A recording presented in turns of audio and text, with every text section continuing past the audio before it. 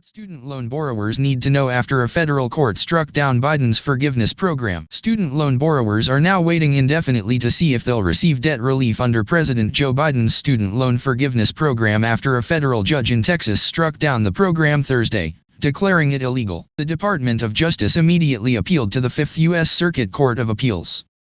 But that case will have to play out before the Biden administration can cancel any federal student loan debt under the program. While the Biden administration has faced several legal challenges to the student loan forgiveness program since it was announced in August, the ruling on Thursday is the most significant setback thus far, prompting the Department of Education to stop accepting applications for debt relief. Biden's program was already on hold due to a separate legal challenge, but the administration had continued accepting applications, having received 26 million to date. Under the rules of the program, eligible low- and middle-income borrowers can receive up to $10,000 of federal student loan forgiveness and up to $20,000 in cancellation if they also received a Pell Grant while enrolled in college. The legal road ahead is murky, but it could take many months for the issue to be resolved. The Texas decision makes it more likely that the issue will ultimately go to the Supreme Court, though it is still too early to say, said Abby Shafroth, staff attorney at the National Consumer Law Center. What happens now for borrowers?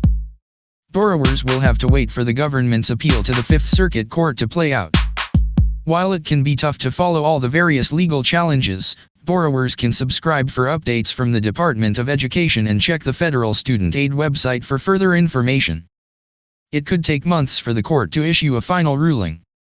If it overturns the Texas lower court's ruling, then the Biden administration could begin canceling student debt. But the Department of Justice could also ask for an emergency stay of the Texas judge's order.